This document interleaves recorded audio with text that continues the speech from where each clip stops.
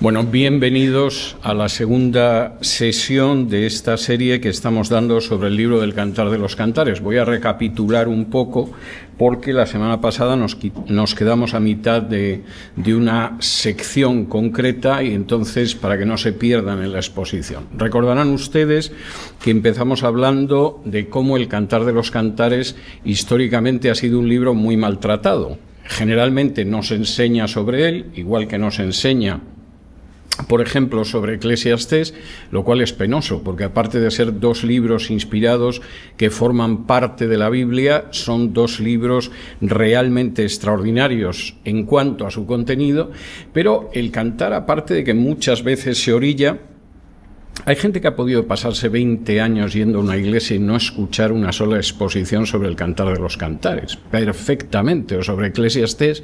Aparte de eso, a veces cuando se producen acercamientos, pues son acercamientos alegóricos. Tengo que decir que a veces, aparte de ingeniosos, ridículos. Les mencionaba la semana pasada cómo ese versículo en el que la noche de bodas, la esposa dice que su amado es como un manojito de mirra que descansa en medio de sus pechos, que es una imagen muy bonita, la de un matrimonio que ha consumado su relación y él está descansando sobre el pecho de la esposa. Pues esa imagen, que es tan bonita, algunos rabinos consideraban que era intolerable y entonces el amado supuestamente era el arca de la alianza entre los dos querubines. Claro, peor eran los padres de la Iglesia, que decían que era Cristo entre el Antiguo y el Nuevo Testamento. Esto casi es tan ridículo y tan disparatado que no voy a ir más allá. Lo que es una imagen muy hermosa y muy delicada del amor conyugal se convertía en algo ridículo. Lo peor de todo es que el Cantar de los Cantares es un libro eminentemente práctico. Posiblemente es la pieza de literatura lírica, de literatura poética más hermosa de toda la Biblia. Son una serie de historias de amor, de cantares de amor que se van sucediendo. Pero no porque había que darle algún lugar al amor humano en la Biblia y dijeron, pues ahora vamos a meter 3 páginas de poesía, sino porque realmente hay una enseñanza muy práctica en cuanto a las relaciones entre hombres y mujeres en distintas fases de esa relación. La semana pasada vimos cómo el Cantar empieza hablando de la boda. Y empieza hablando de la boda de una manera muy hermosa, muy romántica, muy bonita, y una vez que hemos visto la alegría con la que los esposos llegan a la habitación nupcial, etcétera, etcétera, todo es muy hermoso, de pronto Salomón se detiene ahí, hace eso que ahora en literatura y en cine se llama un flashback, que ustedes habrán visto en las películas. De pronto empieza la película en televisión y ves que le revientan a uno la tapa de los sesos de un tiro y te quedas sobrecogido, y entonces pone 5 años antes en San Francisco, California. Eso es un flashback y se supone que nos vamos a enterar de cómo llegaron a reventarle la cabeza de un tiro, ¿no? Bueno, pues el Cantar de los Cantares utiliza exactamente la misma acción literaria. Esta es la noche de bodas, ha acabado, es preciosa, es bonita, hay una felicidad y un amor desbordante. ¿Cómo llegamos allí? Porque hubo un noviazgo como Dios manda, nunca mejor dicho. Y en el Cantar de los Cantares, precisamente ya en el capítulo 2, hay toda una sección que se dedica a mostrar lo que fue ese noviazgo. El noviazgo aparece además relacionado con 7 notas. Pudimos ver algunas de ellas. Por ejemplo, la primera nota es el mutuo aprecio, la manera en que efectivamente los dos novios se valoran entre sí y tienen además una valoración que es tremendamente positiva. La segunda es que ese noviazgo transcurre sin relaciones sexuales. En el versículo 7 del capítulo 2, la novia le dice claramente a las amigas que no despierten el amor hasta el momento. Es verdad que efectivamente ese amor, y es un amor en términos sexuales, no intenten ustedes idealizarlo, es bastante claro, es bueno, pero el noviazgo no es el momento para esa fase de relación entre un hombre y una mujer. De manera que el noviazgo se supone que se caracteriza por un aprecio mutuo, por una ausencia de relaciones sexuales que pueden empañar bastante nuestro juicio a la hora de decidir si tenemos o no tenemos que casarnos con esa persona. Y en tercer lugar, se caracteriza por el mutuo conocimiento. Lo que realmente queremos en el noviazgo, en tercer lugar, es conocer de verdad a la persona, no lo que aparece en su perfil de Facebook o lo que aparece en su perfil de Twitter o cómo se presenta en las listas para solteros, ¿eh? Y en ese sentido, bueno, hombres y mujeres mienten de una manera muy parecida, ¿eh? O sea, en el caso de las mujeres a lo mejor la foto lleva Photoshop y la chica pesa 30 kilos menos de la realidad y el chico seguramente tiene más pelo y es más guapo, pero y a la hora de contar sus historias ya no me voy a detener, pero el noviazgo se supone que es para tener un conocimiento, porque la reacción habitual de los seres humanos es esconderse y no mostrarse como son. Y es enormemente hermoso ese versículo 14 del capítulo 2, donde el muchacho le dice a la chica que muestre su rostro y que le haga oír su voz, porque ella está como una paloma que se esconde en ocultos, en escondidos parajes, lo cual es muy significativo. Es decir, no nos engañemos, el noviazgo es para que yo te conozca a ti y tú me conozcas a mí, porque por razón natural tendemos a esconder aquello que pensamos que nuestra imagen la va a deteriorar y la va a estropear, e incluso nos dedicamos a contar cosas que no se corresponden del todo con la realidad. De manera que, como le dice el chico, paloma mía que estás en los agujeros de la peña, en lo escondido de escarpados parajes, muéstrame tu rostro, hazme oír tu voz, y no te preocupes porque dulce es la voz tuya y hermoso tu aspecto. Tercera finalidad del noviazgo: aquí tenemos que conocernos, aunque lo que nos gustaría es ocultarnos en los agujeros de la peña y en lo escondido de escarpados parajes, sobre todo lo que nos parece que es menos atractivo. Cuarta finalidad del noviazgo, y hoy voy a hacer todo lo posible por llegar a la cuarta, la quinta, la sexta y la séptima que aparecen en el pasaje que hemos visto hoy. Cuarta: encontrar los problemas que pueden arruinar un matrimonio. Versículo 15, cazadnos las zorras pequeñas que echan a perder las viñas, porque nuestras viñas están en cierne. Ahora, la descripción es una descripción fantástica. Nosotros tenemos una relación durante el noviazgo que es una relación en cierne. Es como si hubieras plantado una viña, esperas que esa viña en algún momento te va a dar uvas, esperas que esas uvas van a producir un vino exquisito, pero de momento son una viña en cierne. Es una viña que está empezando a dar los primeros frutos. ¿Y quién puede destruir ese tipo de viñas? Las zorras pequeñas.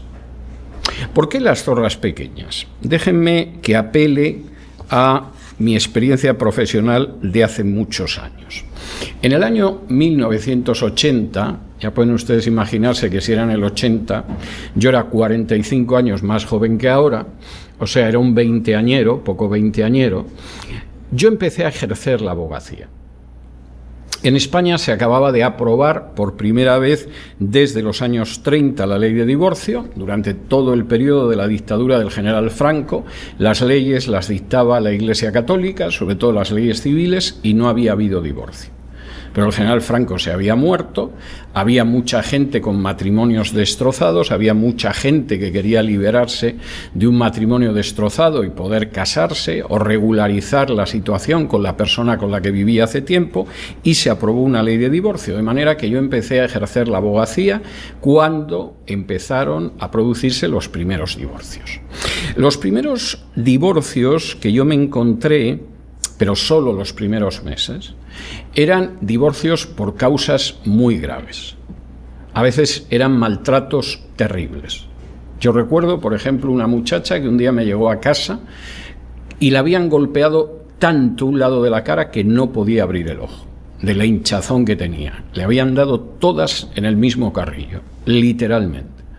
Se ve que el otro lado acertó a cubrírselo, o el marido solo golpeaba con una mano, pero tenía un lado de la cara que no podía abrir el ojo de la hinchazón.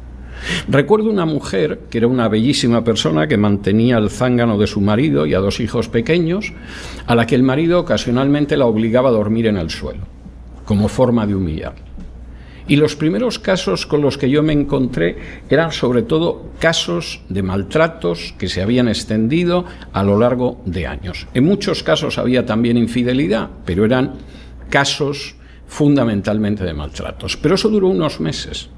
Duró los primeros meses que la gente empezó a regularizar una vida que había arrastrado durante años o una década o incluso décadas. E inmediatamente me empezaron a llegar casos normales de divorcio.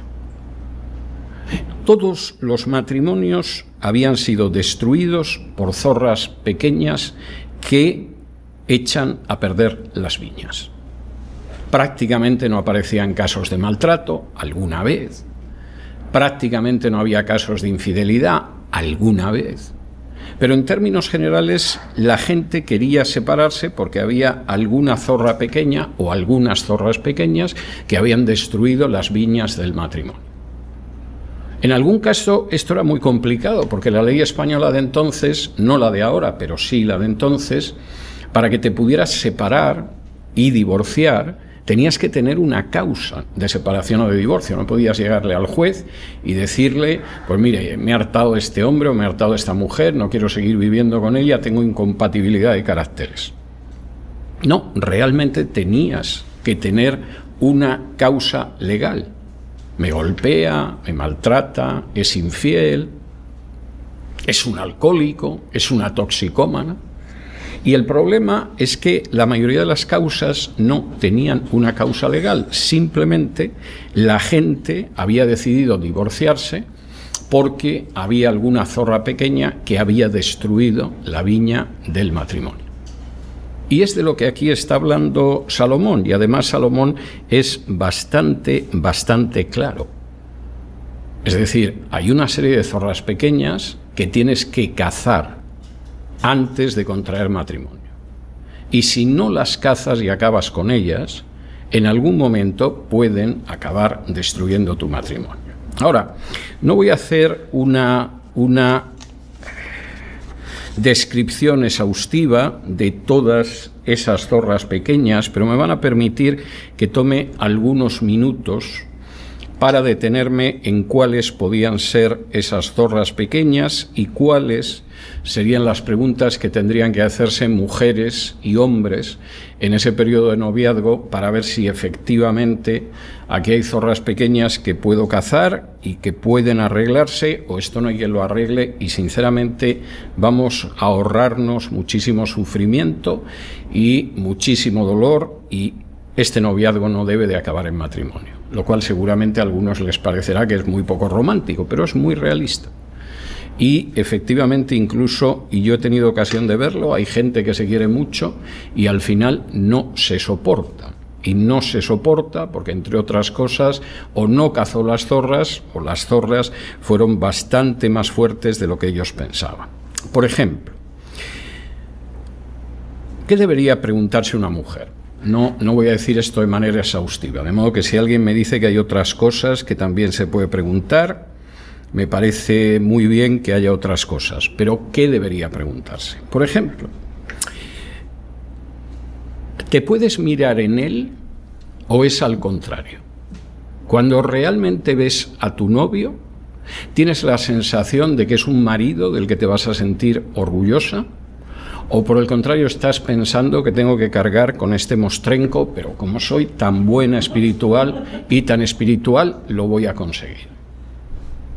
Porque si en el periodo del noviazgo y en medio de una especie de borrachera amorosa ya empiezas a pensar que es un mostrenco con el que tienes que cargar, mal vamos. Es más, no tienes ninguna obligación de cargar con él. Es más, lo mejor es que no cargues con él. Pero esa es una de esas preguntas. Segundo, ¿tienes la sensación de que desea protegerte? ¿O por el contrario, tienes la sensación de que le importa un pimiento si te sientes desprotegida? Porque en el matrimonio vas a necesitar la protección de tu marido. y en algunas ocasiones de una manera que puede llegar a ser incluso angustiosa. La sensación que tú tienes es que tu novio sería una persona que te protegería en situaciones difíciles, o tienes la sensación de que, bueno, si hay que protegerse, desde luego no va a ser de él de donde me venga la protección. Otra pregunta. ¿Es una persona que asume la responsabilidad de ser cabeza de familia? ¿Te da la sensación de que asumiría esa responsabilidad? ¿O por el contrario, se inhibe y se lava las manos? Este es un fenómeno que cuando yo era todavía abogado, seguramente la mayoría de los maridos se iban a un extremo. Y por supuesto que asumían la idea de que eran cabezas de familia, pero es un fenómeno que ha cambiado mucho en los últimos años. Hay muchas mujeres que son muy reclamantes, que protestan mucho, y la reacción en muchas parejas es que el varón se inhibe. O sea, simplemente, mira, no me compliques más la vida, haz lo que quieras. Bien, el novio que tienes es una persona que asume la responsabilidad de que va a tener que ser cabeza de familia, o simplemente te deja hacer a ver si te callas ya de una vez y no me provocas dolor de cabeza. Y alguno dirá, pero eso no va a provocar un divorcio. Oh sí, oh sí. Una de mis mejores amigas, más o menos de esta época, se divorció hace años de su esposo, que no la golpeaba, no la insultaba, no le era infiel, porque sinceramente no podía soportar más tener que ser ella la cabeza de familia. De manera que sí, en fin, la idea esta de que no sea un marido mandón, opresivo, etcétera, todo el mundo está de acuerdo. Pero entre eso y decir, mira bonita, haz lo que quieras, no me compliques la vida, haz lo que tú quieras, etcétera, va un abismo. Y hay mujeres que, por muy empoderadas que se sientan, no se sienten bien cuando realmente en la casa el varón no hace lo que tenía que hacer, y no me refiero a arreglar un aparato electrodoméstico que se haya descompuesto. Y el caso de mi amiga era tremendo. Yo recuerdo que hablé varias veces con ella porque se estuvo pensando años divorciarse y le costaba pensarlo, además tenía 2 hijos y era creyente. Y en un momento determinado entró en depresión y tuvo que ir a un psiquiatra, y por supuesto los consejos pastorales no le sirvieron de nada. Y cuando yo intenté entrar en el fondo del asunto, me dijo, es que mi marido no es el cabeza de familia. Y yo no estoy preparada para ser cabeza de familia y sinceramente no puedo más. Y es verdad que a veces una mujer se queda viuda o se ve abandonada y tiene que suplir ese papel y tiene que fungir ese papel, pero no es el normal en el matrimonio. Tu novio es un personaje que te da la sensación de que asumirá esa responsabilidad, o es un chico que se inhibe porque no quiere líos, no quiere discutir contigo, ni nada parecido. Siguiente pregunta interesante para una mujer. ¿Ese chico va a poder mantener una familia? Esto puede parecer de nuevo poco romántico. Esto parece casi que es la pregunta que tiene que hacer el padre de la novia al novio. Pero esta es una realidad. En contra de lo que dice un refrán estonio, la gente no vive de aire y amor. No ha vivido nunca desde que el ser humano apareció sobre la superficie de este planeta.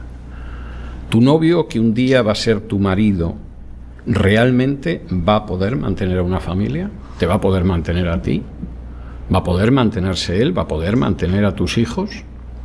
¿O es un chico simpatiquísimo cuando está en la discoteca, que hace maravillas subido encima de una moto, pero que vamos, es incapaz hasta de ganar el dinero para pagar sus cigarrillos? Pues es una de esas preguntas y una de esas zorras pequeñas que son muy importantes. ¿Es comprensivo? Cuando tú le cuentas algo, ¿realmente te comprende o desconecta? Hay un mecanismo muy generalizado entre los varones. No voy a decir que se den el 100%, pero es muy generalizado. El varón suele ser enormemente atento con la mujer hasta la conquista de la mujer, y luego suele desconectar cuando la mujer le cuenta problemas. Es decir, llega, le empieza a hablar de este problema, del otro, y es bastante común que el varón desconecte, que siga hablando, si de todas formas no me va a oír lo que le voy a responder, que siga hablando, que vacíe el saco, que me deje. Él es comprensivo contigo, se implica en tus problemas, te escucha, interactúa, te da su opinión sobre lo que hay que hacer, o simplemente te escucha como que no oye llover y le importa verdaderamente un pimiento. Te cuida con afecto. Es decir, ¿realmente tienes la sensación de que tu novio te cuida? O, vamos, ni se te pasa por la cabeza. Lo pasamos bien haciendo multitud de cosas, pero no tengo en absoluto la sensación de que me cuide. Y finalmente demuestra algún tipo de amor romántico. En esto, como en todo, yo sé que hay hombres que tienen una extraordinaria capacidad y hombres que son bastante torpes, pero ¿realmente tienes esa sensación o parece que lo único que le interesa es anatómico? Estas son zorras pequeñas en una relación para una mujer. Y si el día de mañana llega a la conclusión de que eres un inútil que no puede mantener una familia, de que eres incapaz de asumir la responsabilidad de ser cabeza, de que no la honras lo suficiente, de que no la cuidas con afecto, de que no te implicas en sus problemas, de que tienes menos de romanticismo que un melón y que además tampoco eres una persona hacia la que puede mirar en términos espirituales, bueno, si la viña sobrevive, verdaderamente es que Dios es inmensamente misericordioso contigo, porque esto va a seguir apareciendo a lo largo de los años de matrimonio. Y cuando un día de pronto hay una discusión, porque otra vez viene tu madre a quedarse un mes con nosotros, por ejemplo, no va a ser solo el problema de otra vez viene tu madre a quedarse un mes con nosotros, o otra vez has gastado esto sin consultarme, sino que el problema va a ser, sí, pero es que tú no me proteges, sí, pero es que tú no tomas la delantera, sí, pero es que no tienes afecto conmigo, sí, pero es que además no me cuidas, sí, pero es que eres menos romántico que un pedrusco. Y todas las zorras empezarán a aparecer y a ir destrozando una viña que ya no está en ciernes, pero la viña no es un árbol. Una zorra no puede acabar con un arce o con un pino o cosa parecida, pero tú métela en un viñedo y vas a ver las viñas que quedan. De manera que el noviazgo tiene, entre otras razones, la de que la gente pueda cazar las zorras cuando las viñas todavía están en ciernes. Bueno, ¿y qué debería preguntarse un hombre? Insisto, hay preguntas que debería hacerse una mujer, que también se puede hacer un hombre, y seguramente algunas de las cosas que tiene que preguntarse un hombre también debería preguntárselas una mujer, ¿no? Y tampoco pretendo que es una lista total, completa y absoluta, pero sí creo que son ejemplos importantes. ¿Qué debería preguntarse un hombre? ¿Tiene hijos? Y esto parece que de nuevo es muy poco romántico y muy poco práctico. Claro, en términos generales, y en el caso de aquí de Salomón, pues la chica con seguridad no tiene hijos, llega virgen al matrimonio, o sea que no puede tener hijos, y si tiene hijos los tendrá con su marido. Pero esa no es una situación que sea tan común hoy en día. Es muy común que uno conozca a una mujer que es divorciada y tiene hijos. Es muy común, menos común, pero también puede darse, que uno conozca a una viuda y que esa viuda tenga hijos. Es posible que conozcas a una chica soltera, pero que tiene algún hijo de alguna relación anterior. Y esto es tan importante, extremadamente importante. En esa vida de matrimonio, ¿quién va a estar antes, tú o sus hijos? Si no te importa que estén antes los hijos, porque la quieres mucho, está bien. Ya sabes que tiene 2 niñas y que las niñas son mucho más importantes que lo que tú puedas ser, pero no te importa. Aceptas que en vez de ser lo primero para tu esposa, vas a ser lo segundo. A mi juicio te estás equivocando gravemente, pero hay gente que a lo mejor no le importa. Ahora, si realmente en un matrimonio, y yo sobre esto soy muy claro, me da igual que los niños sean de ese matrimonio, que vengan de relaciones anteriores o no. Un matrimonio donde la mujer no es lo más importante para el marido, solo detrás de Dios, o el marido no es lo primero para la mujer, solo detrás de Dios, es un matrimonio que va a tener problemas. Y es un matrimonio que no va a terminar de encajar. Porque la relación matrimonial es entre un hombre y una mujer. Y lo demás es secundario. Sean los niños, sean los suegros o sean los primos. Y esa, desgraciadamente, es una cuestión que muchísimas parejas no entienden. Y están dejando no a una zorra pequeña, están dejando a toda la camada de zorras pequeñas que les destroce la viña. Y es algo que tienes que tener claro. Es una mujer que tiene niños de una relación anterior. Puede ser una relación perfecta, puede que tengas niños con ella. Pero ¿quién está en primer lugar? ¿Tú, como su futuro marido, o sus niños? Y si son sus niños, piénsatelo, porque eso es una bomba de relojería. ¿Es una persona comprometida con Cristo? No estoy diciendo que vaya a la iglesia, que imagino que sí, dirá amén cuando oran, y suponemos que prestará algo de atención al predicador, aunque sea tan pesado como yo, etcétera, etcétera, pero ¿es una mujer que está comprometida con Cristo o no? ¿O va a la iglesia como podía ir mi abuela a la iglesia católica? Pues piénsatelo, porque la diferencia es grande. ¿Es una mujer que te acepta incondicionalmente? ¿O continuamente te está recordando todos los defectos que tienes? Porque esto también marca diferencia. Por ejemplo, las españolas, no voy a decir todas, hay, a Dios gracias, muchas que se salen de esa regla, tienen la fea costumbre de criticar a sus parejas en público. Y muchas veces en términos bastante humillantes.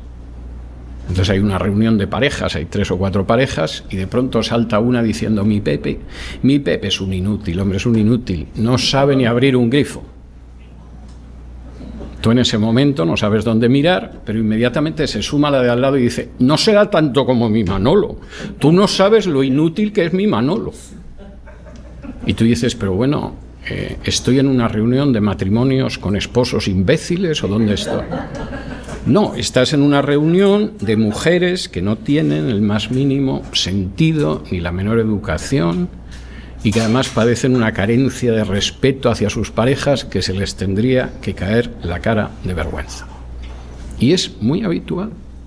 Ahora, yo comprendo que en un momento determinado alguien le pueda decir a su madre: mamá, qué inútil es Pepe, de verdad, es que no sé qué hacer. El otro día se estropeó el aparato de DVD y lo tuve yo que arreglar. En fin, a mí me gustaría que fuera algo más sabio. Bien, tiene un pase. Pero que lo tengas que pregonar a todas las tontas de tus amigas, que además seguramente te van a coger aparte y te van a decir: si es que nunca tuviste que casarte con Pepe, nunca lo hemos entendido. Una chica tan adorable como Alicia y se ha ido con el bobo de Pepe. Eso es un deporte nacional de las españolas. Como todo hay excepciones, ¿no? También a todos los españoles les entusiasma el fútbol y a mí me ha aburrido siempre muchísimo, pero no dejan de ser nada más que excepciones. ¿Tu mujer te acepta incondicionalmente, tu pareja, y te respeta? ¿O es todo lo contrario? ¿Y eso lo ves en el noviazgo? Ay, deja que eres más tonto, yo no sé en qué estarás pensando. Pues si eso te lo dicen en el noviazgo, ¿cuántas noches de sufrimiento te van a esperar en el matrimonio? ¿Tu novia responde con bendición cuando la hieren o se pone como una pantera? Si en un momento determinado siente que has tenido una conducta y que has tenido un comportamiento que le duele, ¿realmente lo sabe aceptar? O si no te arranca media cara de un zarpazo es porque ese día has tenido suerte. Y esto es bastante importante porque además las mujeres utilizan un hemisferio del cerebro que es distinto del que utilizamos los hombres y perciben cosas que nosotros no percibimos. Por ejemplo, el hemisferio del cerebro que utilizan las mujeres es mucho más atento a la vista y al oído. Les voy a poner un ejemplo que van a comprender enseguida. Un hombre y una mujer discuten y de pronto la mujer dice: no me hables en ese tono. Y él dice: ¿en qué tono? Los dos dicen la verdad. La mujer ha captado un tono de voz que nuestro oído masculino no capta. Y como no lo capta, inmediatamente dice: esta es una loca, ¿en qué tono? ¿En qué tono? No, ella ha captado una diferencia de tono. Y capta que en medio de la conversación tú te estás poniendo cada vez más irritado, aunque a ti te parece que estás igual de enfadado que desde el principio. Es una persona que va a responder con bendición después de las heridas, que no guarda rencor por algún arañazo que ha pasado, que en un momento determinado hasta te va a decir: cariño, perdóname, estoy en un mal día, y no es así. O es una persona que lo tiene almacenado, como hay quien tiene metidas joyas en la caja de seguridad del banco, y cada vez que hay una discusión abre la caja de seguridad y te lo saca y te recuerda aquella vez, en aquel viaje que hicimos a Las Vegas, ¿te acuerdas? Etcétera, etcétera, etcétera. Tu novia es una persona financieramente responsable, porque es bastante importante. Un día va a tener que llevar una casa y va a tener que administrar el dinero de la casa, y salvo que sea la hija de un multimillonario del petróleo tejano, verdaderamente va a ser algo muy complicado. ¿Es una chica responsable o por el contrario te da la sensación de que tiene un agujero en la mano? Y lo ves cada vez que salís. Porque eso es una zorra que, vamos, te destroza. La zorra, me refiero a la situación, no a la chica, que efectivamente te puede destrozar la vida matrimonial. ¿Tiene la visión de Dios sobre el sexo o tiene una visión sobre el sexo que no es la que aparece en la Escritura?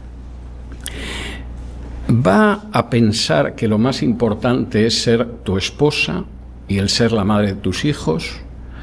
¿O lo más importante es ser químico en Harvard? No hay nada malo en ser químico en Harvard. Pero cuando te casas, tanto un hombre como una mujer no se casa fundamentalmente para desarrollar su vocación, aunque un buen matrimonio te puede ayudar mucho en tu vocación, te puede ayudar muchísimo, siempre que tengas claro lo que es lo primero.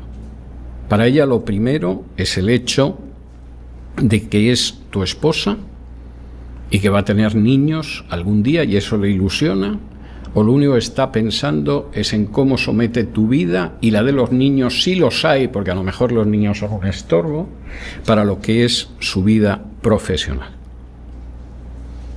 Piensa que efectivamente tú tienes que ser cabeza de familia o ni lo sueñes.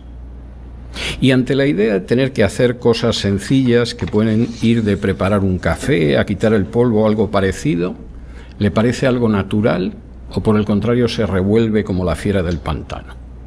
Pues pregúntate estas cosas, porque efectivamente tienen muchísimo peso en el matrimonio posterior. Y son pequeñas zorras que pueden dejar la viña como Gaza. Así de claro. Y eso es algo que hay que verlo en el noviazgo. Pero además, hay algunos problemas potenciales, y voy a intentar acabar como sea esta sección hoy. Hay algunos problemas potenciales que tienen que aclararse, porque también son viñas pequeñas. Por ejemplo, todos nosotros tenemos trasfondos diferentes, y cuanto mayores somos, más grande es la mochila que llevamos a las espaldas. Dos adolescentes, dos teenagers que empiezan a ser novios y que piensan quizá en casarse, son chicos cristianos, tienen algo a las espaldas, pero no tanto, salvo que a lo mejor sean hijos de un matrimonio que se rompió, de un papá que se fue, de una mamá que era alcohólica. En términos generales, esos niños llegan casi sin que hayan escrito nada en su carta. Pero a medida que uno va sumando años, y no digamos si ha tenido relaciones de pareja, un matrimonio anterior, la mochila que uno lleva cada vez es mayor. ¿Tu mochila es una mochila que va a coincidir con tu novio o con tu novia? o por el contrario es una mochila absolutamente incompatible. Porque se da la circunstancia de que ella tuvo muy malas experiencias y no es consciente del daño de esas malas experiencias, o él tuvo muy malas experiencias y tampoco es consciente de las huellas que ha dejado en su alma. Y entonces cuando tú haces algo, él piensa, mira, igual que me pasó con Paquita y mira que acabamos mal. O cuando tú, que eres mujer, ves algo en él, dices, me va a pasar igual que me pasó con Ricardo, ¿cómo acabó aquello? Empezó a hacer cosas así y se acabó yendo con una cantante de un music hall. Y es posible que a tu novio ni se le pasa por la cabeza las cantantes de music hall, pero tú llevas una carga que te enciende una luz roja, incluso cuando no hay razones para la luz roja. Y eso lo tienes que ver en el noviazgo, porque si no es tremendo. ¿Tenéis la misma idea de cómo hay que educar a los niños? Porque no es lo mismo la persona que educa a los niños como si hubieran entrado en un campamento de marines y le parece que hay que educar así a los niños, que la persona que por el contrario piensa que a los niños hay que darles mucha flexibilidad, mucha libertad. Y cuando los líderes discuten entre sí, los que son dirigidos dejan de obedecer. Está más que demostrado en psicología. De manera que si papá y mamá discuten y cada uno piensa que Pedrito tendría que comportarse de una manera distinta, Pedrito, que es niño, pero no es estúpido, va a saber cómo aprovechar esa situación para hacer lo que quiera. De manera que sería interesante que veas cómo hay que educar a los niños con tu novia, porque a fin de cuentas se supone que va a ser la mamá de tus niños. ¿Tenéis las mismas metas en la vida? Porque hay gente que tiene buenas metas en la vida, tanto él como ella, pero no coinciden. Y como no aunéis las metas, eso va a ser un infierno. Hay gente que quiere vivir una vida tranquila, tener una existencia reposada, y es muy bueno. No tengo nada en contra de eso. Y hay gente que piensa que tiene el talento suficiente para intentar progresar cada vez más y subir. ¿Tenéis la misma idea o tú quieres vivir una vida tranquila y ella está convencida de que tiene que vivir mejor que todas sus compañeras de high school? Porque según cómo penséis que va a ser la vida, y merece la pena en el noviazgo idear cómo va a ser la vida, las cosas son distintas. ¿Cómo son las relaciones con los familiares? ¿Realmente tu esposa o tu esposo saben que hay una puerta que separa los familiares de la familia que piensa edificar ahora? ¿Recuerda ese versículo de Génesis que dice que el hombre dejará a su padre y a su madre y se unirá a su mujer y serán una sola carne? ¿O continuamente tiene la presencia de su madre en casa recordándote que como hacía su madre la sopa, a ti todavía no te sale? O al revés, ¿eh? Es que el hombre que era mi padre, en fin, Eduardo, no te lo quiero decir, pero es que como mi padre, hicieron a mi padre y rompieron el molde. Y tú casi lo que lamentas es que no le rompieran la cabeza al padre de tu mujer antes, porque es una verdadera pesadilla. ¿Cuál es la relación con los familiares? ¿Realmente es una relación sana, saludable, adecuada, o los familiares son una pesadilla? En vez de vivir tu vida con tu mujer, estás viviendo la vida de tu mujer con sus familiares, que a veces es terrible. Por ejemplo, les voy a contar una cosa que me llamó mucho la atención. Es muy común, cuando tú conoces a una mujer rusa, es muy común, no voy a decir que todas, ni mucho menos, pero es muy común que tenga un hermano vago, que no trabaja, que a veces bebe más vodka del que debería, pero hacia el que su hermana tiene una protección como si fuera su hermana, su madre y su abuela todo junto. Y recuerdo una vez que hablando con una amiga mía rusa, muy buena amiga, le digo, oye, ¿me quieres explicar por qué buena parte de las chicas rusas que yo conozco tratan así al hermano? El hermano es un fresco, es un holgazán, vive de ellas y tal. Y me dice, es que murieron muchos hombres en la Gran Guerra Patria. Digo, sí, pero la Gran Guerra Patria acabó en 1945, estos no son supervivientes. Bien, pues eso lo tienes que tener claro, porque como alguien piense en su principal y en su personal gran guerra patria, esto puede ser muy serio. Y por supuesto, última pregunta para los dos: ¿qué actitud tienen sobre el sexo?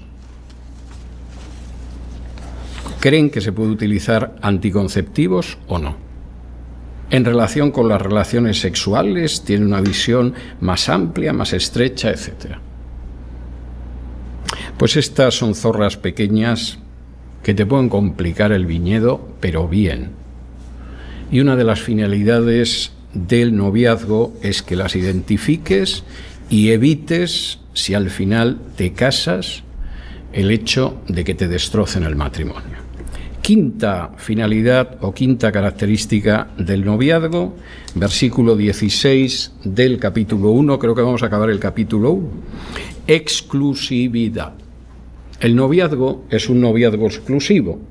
He aquí que tú eres hermoso, amado mío y dulce, es el capítulo 2 y versículo 16, dice: mi amado es mío y yo soy suya, él apacienta entre lirios. Hay gente que concibe el noviazgo como una especie de competencia. A mí, en realidad, la chica que más me gusta es Alicia, pero hay otras dos que como candidatas no están mal. De modo que vamos a permitir que Alicia esté en el primer lugar, pero al mismo tiempo salgo con otras dos chicas, porque quién sabe si se me va a caer una de ellas. Lo he visto en chicas también. Una chica a la que yo conozco desde niña, que ahora está felizmente casada y tiene niños, pero tuvo una época de noviazgo en la que no se puede decir que llevara una conducta muy ejemplar, y en un momento determinado cayó enferma. Y le comentó a una amiga: creo que a partir de ahora solo me voy a acostar con mi novio, no sea que Dios me esté castigando. De manera que tenía un novio principal con el que mantenía relaciones sexuales, pero luego había otros, porque no sabes si el novio ese te va a aguantar y, en fin, a lo mejor el que va en tercer lugar consigue adelantarse. No es lo que aparece aquí. Mi amado es mío y yo soy suya. Y aquí hay una exclusividad, yo no pienso nada más que en ese chico, e imagino que ese chico solo piensa en mí. Mi amado es mío y yo soy suya. Y además, y esto es muy bonito, él apacienta entre lirios y no entre espinos. Sexta característica: ese noviazgo tiene unos límites establecidos. Dice así, a continuación en el 17: hasta que apunte el día y huyan las sombras, vuélvete, amado mío, sé semejante al corzo o como el cervatillo sobre los montes de Beter.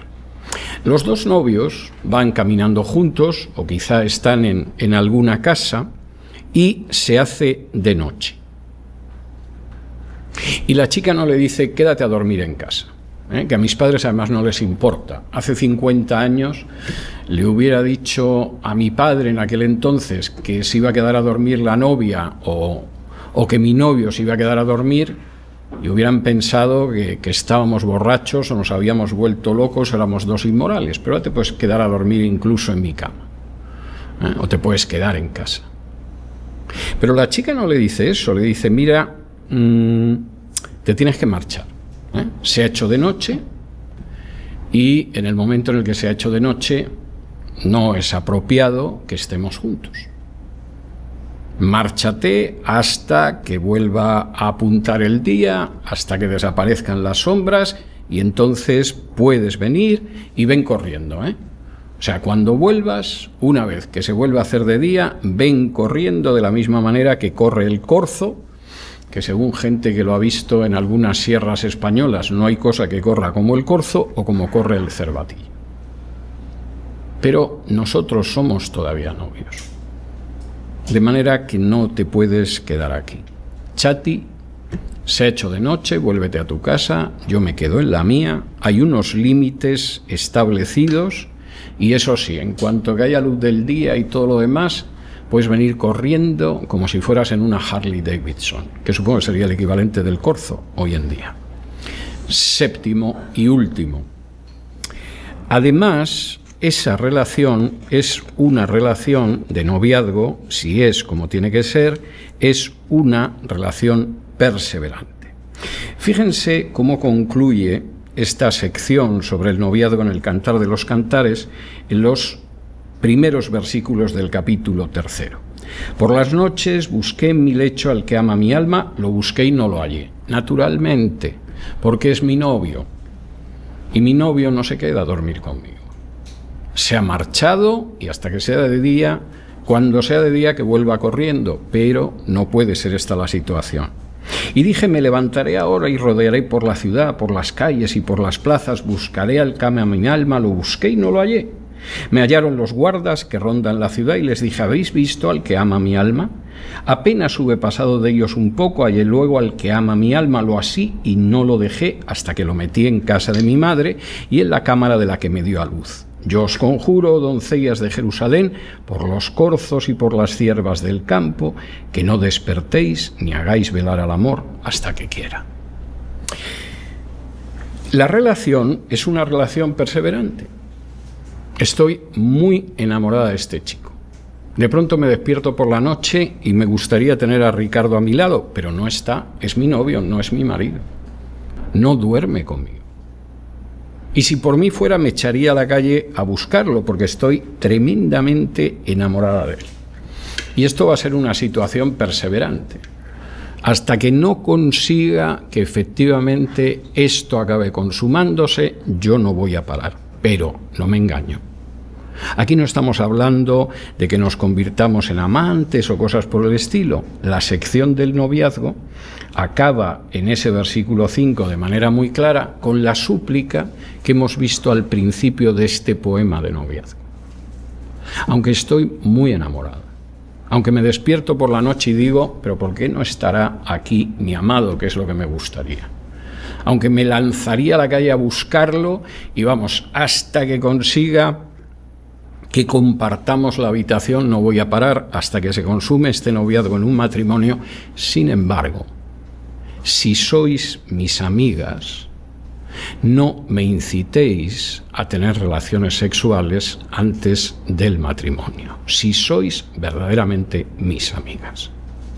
Claro, se supone que son unas chicas decentes, porque ahora es muy común que en una reunión de jovencitas, pues haya jovencitas preguntando inmediatamente, ¿te has acostado ya con él? ¿Y cómo es?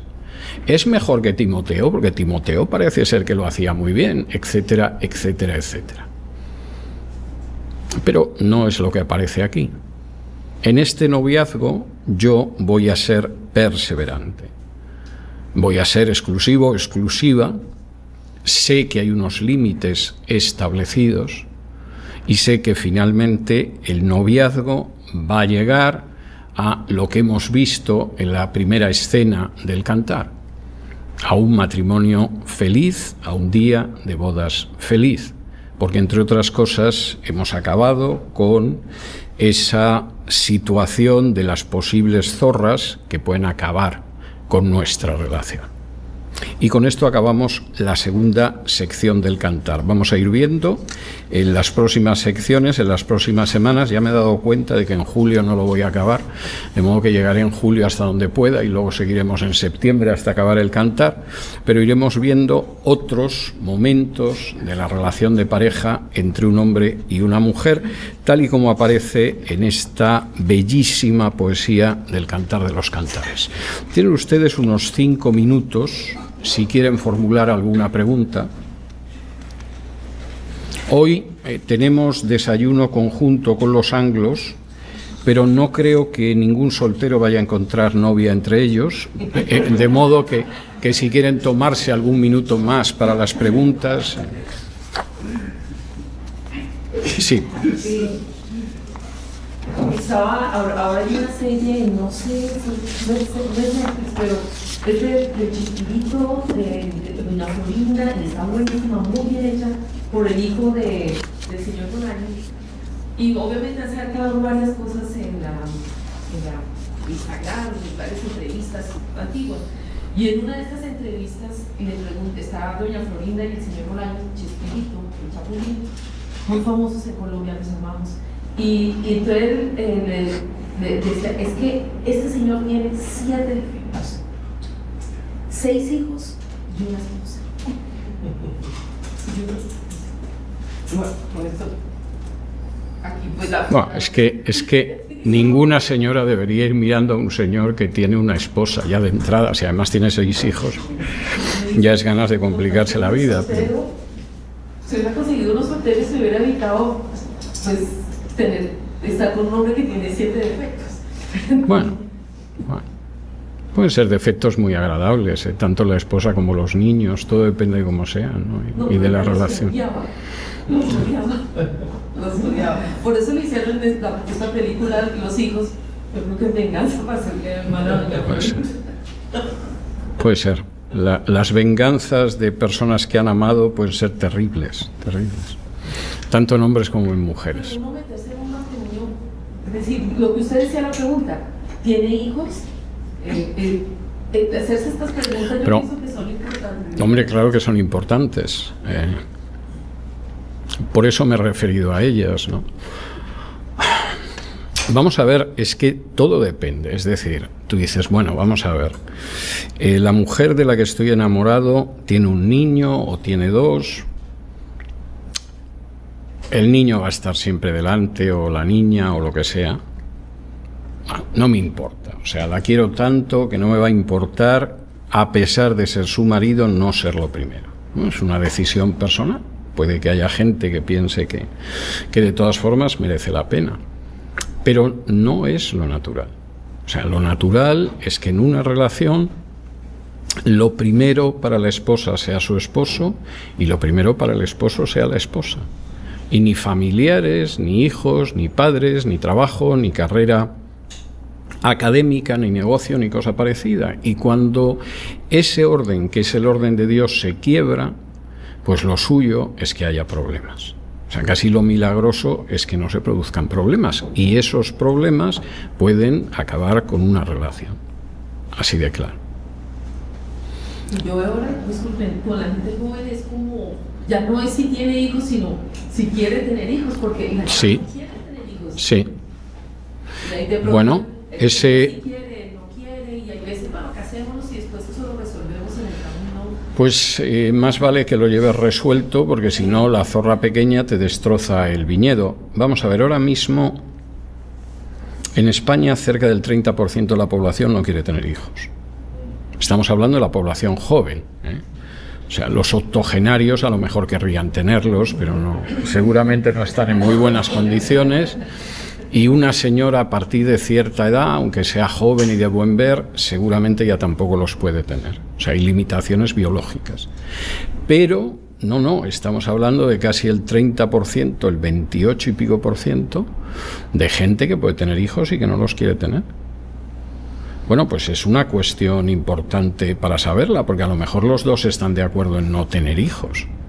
Pero ¿qué pasa si ella quiere tener hijos y el que supuestamente va a ser su marido dice que por encima de su cadáver? Y al revés, si es él el que quiere tener hijos y ella dice no, me van a estropear la figura, me van a retrasar mi carrera académica, etcétera, etcétera, no pienso tener hijos.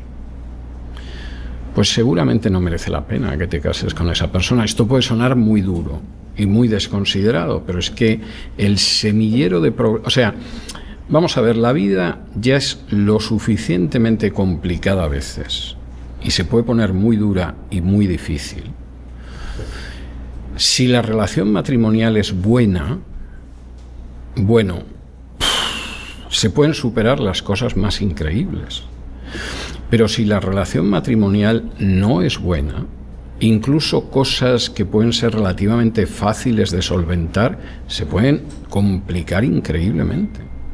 Y eso hay que tenerlo en cuenta. Bien, así.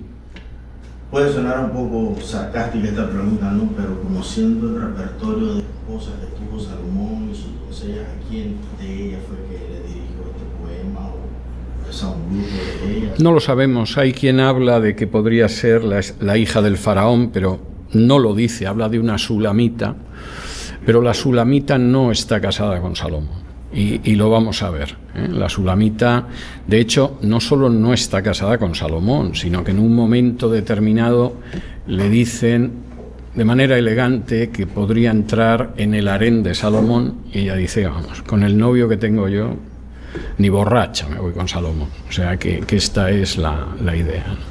Entonces no lo sabemos. Yo creo que además los personajes realmente son personajes anónimos, ¿no? Pero a Salomón debió de conmoverle mucho la historia, porque no hay nada más que recordar Eclesiastés para darse cuenta de que su experiencia con las mujeres no había sido buena. O sea, seguramente pasó ratos muy divertidos con ellas, pero la experiencia no había sido buena para él. Y es así. Bueno, muchísimas gracias por todo. Tenemos desayuno con los anglos, no lo olviden.